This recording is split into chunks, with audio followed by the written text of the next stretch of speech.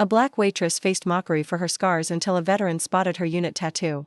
"Check it out, Tommy," Jenkins yelled, banging his fist on the table, making the dishes clatter. "Yo, freak, get us more coffee, but don't mess it up with those messed up hands." The harsh laughter rang through Sunny's cafe like a fire alarm. All eyes shifted to Latoya, who gripped the coffee pot with steady hands, despite the scars stretching from her fingers up past her sleeve into her white uniform shirt. Latoya Brown was 29 and had dealt with far worse than the taunts of Jenkins and his crew of smug office workers who rolled in every Monday to ruin her day. What they didn't know was that each cruel jab only fueled a fire inside her, a quiet strength they'd never get. "Bet she got those in a fire in the projects," whispered Carl, Jenkins' bookkeeper, just loud enough for her to catch. "Or maybe she botched cooking meth and blew herself up." Jenkins roared with laughter. "Or maybe her man did that to her. You know how it goes in those neighborhoods." Latoya walked to their table with steady steps, her back straight, defying their hope she'd crumble under the insults. When she got there, she poured coffee with pinpoint accuracy, every move sharp and controlled. "Need anything else, fellas?" she asked, her voice so calm Jenkins squinted, thrown off by her lack of reaction. "Yeah, a story." Jenkins leaned in, his beady eyes glinting with spite. "Tell us how you got those scars. Accident? Or did someone put you in your place?"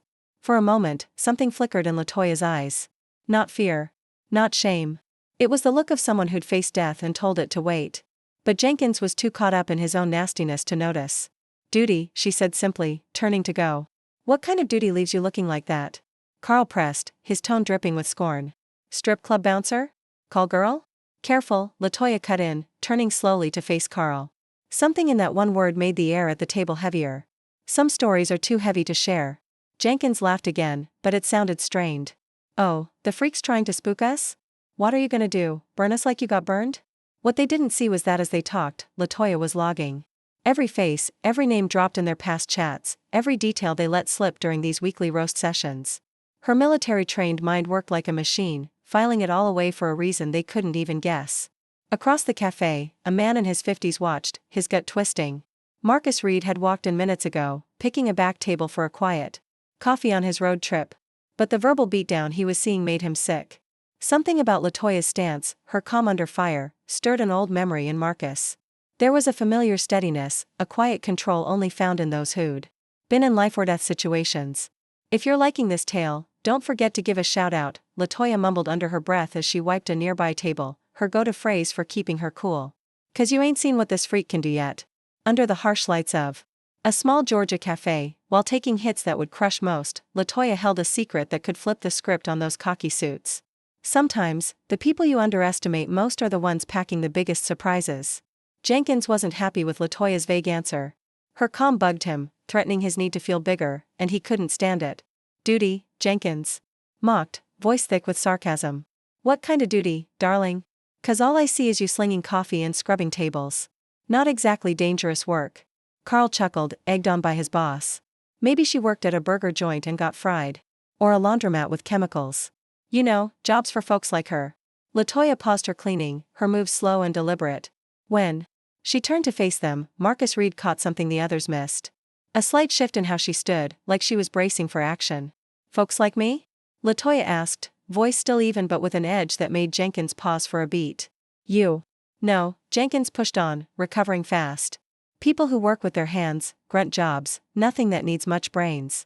That's when Marcus saw it, a detail that made his pulse jump. As Latoya bent to grab a dropped napkin, her sleeve slid up, showing not just the scars but the faint outline of a tattoo. Just a few letters, but to someone who'd served, they were clear as day. "Interesting," Latoya muttered, half to herself. "Grunt jobs. Funny way to describe hauling injured soldiers 5 yards through gunfire." Jenkins blinked, thrown. "What did you say?" "Nothing," Latoya said, back to her neutral tone. "Forget it. Want the bill, or you gonna sit here all day talking about my looks?" Her sharp shift caught Jenkins off guard, and it pissed him off more. He wasn't used to being brushed off, especially by someone he saw as beneath him. "Listen, you little punk," Jenkins stood, voice louder. "You're gonna show us the respect we deserve. We're paying customers, and you're just a, what?" Latoya cut in, facing him fully. For the first time that day, she locked eyes with Jenkins, and something in her stare made him step back without thinking. Marcus watched, tension rising. The way Latoya stood, hands open at her sides, brought back memories of boot camp. She wasn't just standing up for herself, she was sizing up threats, planning moves. An employee, Jenkins finished, trying to sound tough again. And employees better know their place. My place, Latoya repeated, slow, like she was tasting the words. You're right. I should know my place. Problem is, you don't have a clue what my real place is. The cafe was thick with tension now. Other customers stopped eating, some grabbing phones, others just staring. The manager, Greg, came out from the back, looking worried, but froze when he saw Latoya's stance. Greg had known her for a year and never saw her like this, always steady, always professional, always swallowing insults with grace he quietly respected. But now, something was brewing, like a storm about to break. You know what, Jenkins went on, drunk on his own ego. I bet you didn't even finish middle school. I bet those scars are from some alley brawl or something. People like you always end up in trouble. That's when something shifted in Latoya's eyes. Marcus saw it, an almost invisible change, but clear to anyone who knew the signs. It was the look of someone done backing down. Alley brawls, Latoya murmured, a flat smile on her lips. Funny how you always jump to the worst. Never crosses your mind that maybe, just maybe, these marks come from something honorable. Jenkins laughed, loud and obnoxious. Honorable? Look at you, working in a dump like this. What's honorable about your life? Latoya stepped closer to their table, her movements slow and precise. When she stopped by Jenkins' chair, she leaned in just a bit, her voice dropping to a whisper only he could hear. The difference between us, she said, is you judge people by what's on the outside. I judge them by what they do when no one's watching. Jenkins felt a chill crawl down his spine. Something in her voice, a cold certainty, set off every alarm. In his head. But his pride was bigger than his common sense. You threatening me? He asked, trying to sound tough, but his voice cracked just a little. Threatening? Latoya stood straight, slipping back into her professional tone. Not at all. Just saying, sometimes people misjudge who they're messing with. And when they figure it out, it's usually too late to fix it. Every new insult only made her stronger, feeding a quiet power her tormentors couldn't see. What those smug suits didn't know was that every cruel word was building their own downfall, one jab at a time. Marcus Reed couldn't stay quiet anymore. After 12 years in the service, he could spot a veteran a mile away, even when they tried to blend in. It was in their stance, their way of reading a room, their control under pressure. Latoya had it all. As Jenkins settled back, smug from his power trip, Marcus got up and walked to the counter. He ordered another coffee, but his eyes stayed on Latoya, who went back to work with a calm that seemed almost unreal. Excuse me, Marcus said softly as she passed. Can we talk for a sec? Latoya sized him up fast. Veteran, probably Navy or Army. Respectful vibe. Sure, but make it quick. I got tables to handle. That tattoo on your arm, Marcus whispered. 3rd Armored Division. Iron Soldiers. Latoya tensed for a split second. You serve? Army, 2 tours in Syria, Marcus said, glancing at Jenkins, who was cracking another loud joke to Carl. These clowns got no idea who they're screwing with, do they? Latoya let a small smile slip. Not a hint. Field medic? Marcus asked, noting how she handled objects with precision, always scanning for trouble like it was second nature. Combat trauma specialist. For tours in Afghanistan, and you're right, they don't know who they're dealing with. Latoya met his eyes. But it's not time for them to find out yet. Meanwhile, Jenkins decided his public takedown of Latoya was just getting started. He pulled out his phone and started filming. Yo, everyone, he said, loud enough for the whole cafe to hear. Check out Freak, our coffee girl. Look at that face full of scars. Latoya turned slowly, her eyes locking onto the phone's camera. Instead of the shame Jenkins expected, she just smiled, a cold, sharp smile that made Marcus' skin prickle. He knew that look. It was the smile of someone ready to strike back. Keep filming, she said, cool as ice. You'll want this for the memory books. Jenkins laughed, misreading her calm. See, she loves the spotlight. Probably got a side gig for people into messed up looks. That's when Marcus caught it, a fleeting moment where Latoya sized Jenkins up like a soldier plotting a strike. Not anger, just pure calculation. You're right, Latoya said, strolling over to Jenkins' table. I'm used to cameras. Jenkins kept filming, grinning like he'd won. Oh yeah? Tell me about it. Well, Latoya said, pretending to think, I've been filmed getting military honors. Medals for saving lives under fire. Awards for courage in battle. That kind of thing. The lie landed so smooth Jenkins froze for a second, then laughed louder. Right, and I'm General Patton. Look at you, soldier girl. But some customers started looking closer. Latoya's stance, the way she spoke about medals with details that didn't sound fake, planted seeds of doubt. Keep recording, Latoya said again. Oh, and what's your full name? So when this video blows up, folks know who made it. Jenkins. Carter Consulting, he said, chest puffed out. Look us up. Big time firm, big time guy filming a nobody server. Carter Consulting, Latoya repeated, locking it in her memory. Nice. What's your business? Corporate advising. We help companies ditch problem workers, Jenkins said, giving her a pointed look. Workers who don't match the brand. Marcus watched Latoya process this like a battlefield computer, probably already planning her next move. Greg, Latoya called to the manager, who ducked back to the kitchen to avoid the mess. Can you come here a sec? Greg shuffled over, uneasy. Latoya, please, no trouble. No trouble, she said, steady. Just need you to note that Mr. Jenkins Carter of Carter Consulting is filming this video, using my name and image, and commenting on my looks. Greg blinked, confused. Sure. Thanks. And Marcus, she turned to the veteran. Thanks for speaking up. Maybe we can chat more after my shift. Jenkins was getting annoyed at Latoya's calm. Stop acting like you're running the show. You're just a scarred-up waitress nobody wants around. You're right, Latoya said, still cool.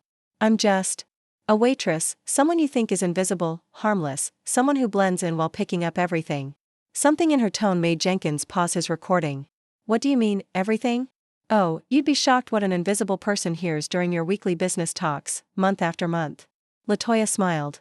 But keep filming. I'm sure your clients will love seeing how you treat folks you think are beneath you. That's when Jenkins realized he might have said too much over all those Mondays. Details about shady deals, sketchy practices, clients he'd helped fire workers for all the wrong reasons, all said in front of a waitress he thought was too small to matter. Marcus saw the moment Jenkins' cockiness started to crack, a flicker of worry creeping in. And he saw Latoya decide she'd gathered enough for now. Well, fellas, always a pleasure, she said, slipping her pen into her apron. See you next Monday. Or maybe not. As she walked off, Marcus knew he'd just seen the opening moves of a chess game. Latoya wasn't just a veteran scraping by. She was a strategist who'd turned months of insults into weapons for a fight Jenkins didn't even know he'd started. For a moment, as Latoya took the insults without firing back, everyone thought they'd crushed her spirit. But those who understand real strength know it grows in silence, fueled by the kind of patience and precision only someone who's faced chaos can master. Jenkins' phone buzzed hard. It was Stephen Wells, his top client. Jenkins picked up, smirking. Still aiming the camera. Jenkins, we need to talk now, Wells' voice was tight. I just got some ugly info about your outfit. What are you on about, Stephen? Jenkins chuckled, glancing at Latoya like she was part of the gag. About how you handle firing people with shady tactics. Latoya stepped closer to the table. Mr. Wells? Right? Your company's come up a lot here. Something about trimming the roster of unwanted types, those were the exact words. Jenkins' face went pale. How'd you? 2 months back, you bragged about helping Wells' firm ditch Latino workers by calling it a downsizing, Latoya said, cool as ever. You said the trick is to fake performance reviews after the fact. They can't prove bias. That's bull, Jenkins yelled. A total lie. Latoya smiled. Greg, can you grab my phone? The one with the recording app I've been using for the last 8 months. The cafe went dead quiet. Jenkins felt the ground slip away. In Alabama, only one person needs to consent to recordings, Latoya said calmly. Every Monday for 8 months, I've caught every word of your shady business deals, thinking you were just talking to some nobody waitress. Greg brought her phone. Latoya played a clip, and Jenkins' voice filled the room. The key is never saying it's about race. You log stuff like tardiness, output, team fit. Jenkins lunged for the phone, but Marcus stepped in. I wouldn't, man. 8 months of dirt, Latoya went on. Client names, exact methods, payouts, all crystal clear. Jenkins. Phone lit up again. His sister this time. Jenkins, what's going on? My friend just sent me a video on X where you're trashing a war vet. Latoya raised an eyebrow. Oh, yeah, forgot to mention. I posted that video you shot on your own X account, with a bit about my military past you never bothered to check. Jenkins fumbled to open X, hands shaking. The video had thousands of likes already. The caption read, Carter Consulting CEO mocks decorated war hero. Sergeant Latoya Brown served 4 tours in Afghanistan, saved dozens of lives. No, this'll tank everything, Jenkins muttered. There's more, Latoya said, flashing a folder on her phone. For the last 5 months, I've dug into every corner of Carter Consulting. Shady contracts, hidden payments, ties to firms under state probes. She stood tall, commanding respect. Those recordings? Already sent to the labor board. the Equal Employment Commission, and 4 law firms that eat discrimination cases for breakfast. Jenkins tried to talk, but Latoya rolled on. That viral video's making sure everyone sees who you really are. Your clients are already getting calls from worker rights groups. His phone kept buzzing, each call another client bailing. Why? Jenkins' voice cracked. Why not just say who you were from the jump? Latoya locked eyes with him, steady as steel. Because guys like you need to learn respect doesn't come from medals or rank. It's basic, human, owed to everyone. Marcus stepped up, offering his hand. Sergeant Brown, it's been a damn honor watching this. As Jenkins and Carl slunk out, defeated, Latoya turned to the other customers. What about y'all? 8 months. Watching this go down. How many others have you seen get torn apart and done nothing? As the truth sank in and facades crumbled, one thing was clear. Jenkins picked the wrong target, at the wrong time, for the worst reasons. Now Latoya's real strength was shining through, a calculated justice she'd built with a soldier's precision. 5 months later, Latoya Brown wasn't just a waitress scraping by in silence. Her story had spread across the country, making her a voice for veterans and workers facing discrimination. Sonny's Cafe had become a magnet for vets from all over. Greg, the manager, put up a hero's wall, with Latoya's photo in uniform. Front and center, joined by other local vets who now felt safe sharing their stories. Funny, Latoya said to Marcus during one of her weekly stops. I spent 5 years hiding who I was, and now I can't even if I tried. Marcus grinned, watching the cafe's new vibe. Sometimes you gotta get cracked open to see how strong you really are. Jenkins Carter, meanwhile, was stuck in a nightmare with no end. Carter Consulting shut down after losing every major client. The viral video hit 8 million views, tying his name to bigotry and corporate failure. His girlfriend dumped him, taking half of what was left after legal settlements. He called me last week, Latoya told Marcus, pouring coffee for a table of vets who drove 150 miles to meet her, begging me to pull the recordings offline. What did you say? That some lessons gotta stick to mean anything. The state probe sparked by Latoya's recordings uncovered a massive discrimination racket.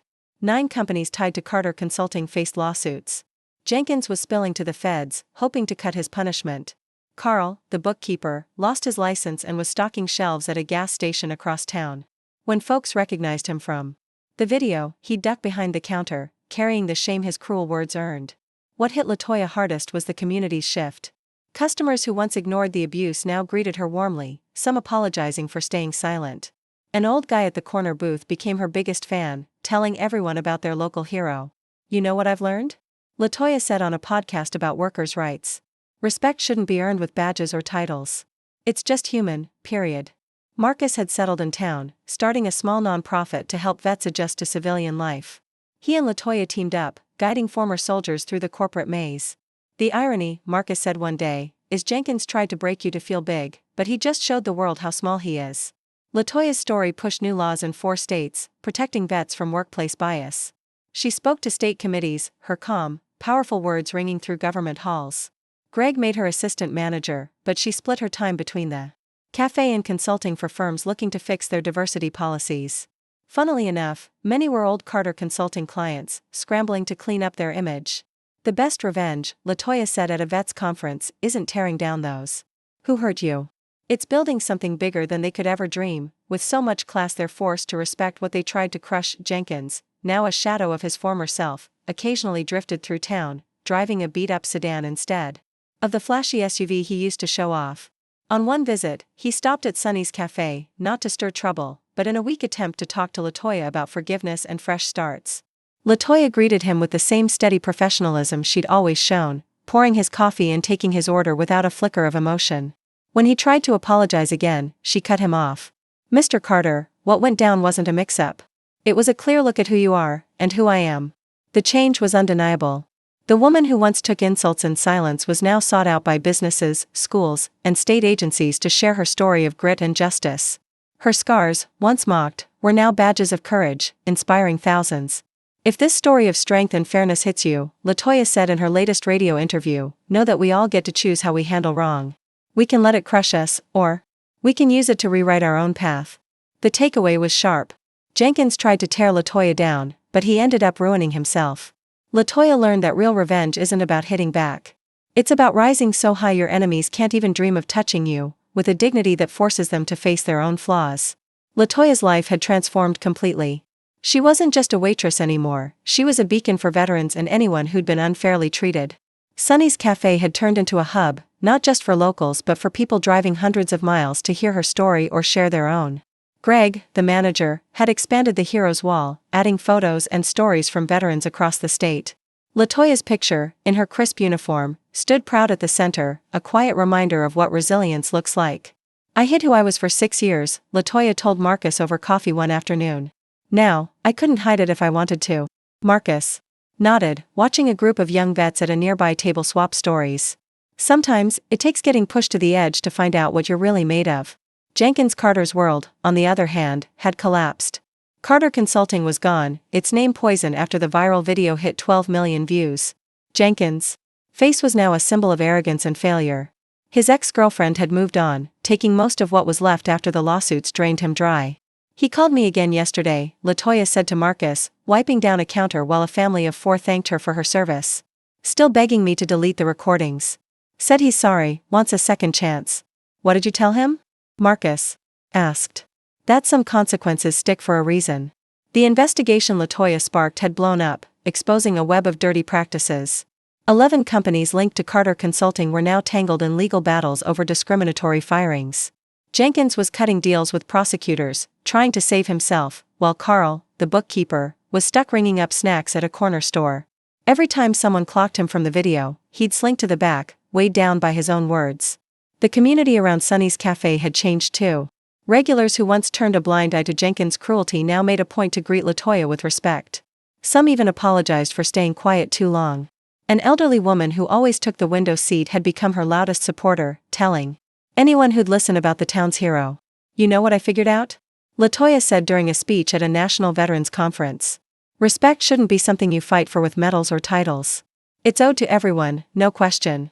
Marcus had put down roots in town, running his nonprofit for veterans full-time. He and Latoya were a team now, helping former soldiers find their footing in a world that often didn't get them.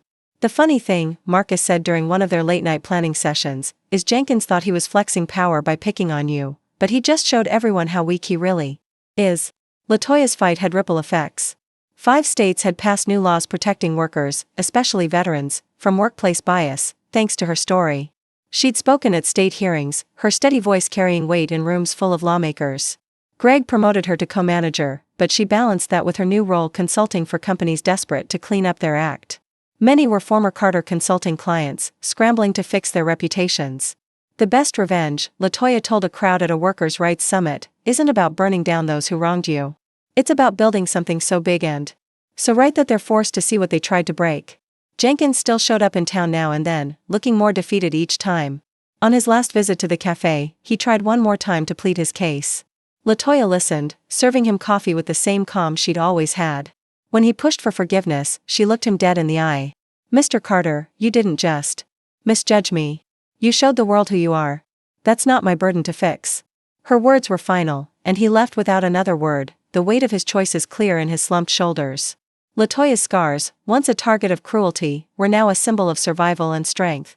Companies flew her out to speak on leadership and fairness. Universities invited her to inspire students. Even government offices asked for her input on veteran policies. "If this journey moves you," she said in a TV segment, "remember we all have a choice in how we face injustice. We can let it define us, or we can turn it into fuel for something greater." The cafe itself had become a place of healing. Veterans from across the country stopped by, leaving notes on the Heroes Wall, sharing stories of their own struggles and triumphs. Greg had started hosting monthly veteran meetups, with Latoya often leading the talks. "It's wild," she told Marcus one evening, watching a group of vets laugh together. "I spent years feeling invisible, and now this place feels like home." Marcus smiled. "You didn't just change your story, Latoya. You changed theirs too." Jenkins' downfall was a lesson in itself. He'd tried to break someone he thought was nothing, but Latoya's quiet strength turned his cruelty into her victory. She didn't just survive, she thrived, building a legacy that forced the world to see her, scars and all, as the hero she'd always been. Her story wasn't about revenge in the petty sense. It was about rising above, with a grace and power that left her enemies in the dust, grappling with the truth of their own failures. If Latoya's story of strength and justice moved you, please hit that like button to show some love. Drop a comment with your thoughts or share your own story, we'd love to hear from you. And don't forget to subscribe for more real, raw stories that inspire and uplift. Your support keeps these tales alive.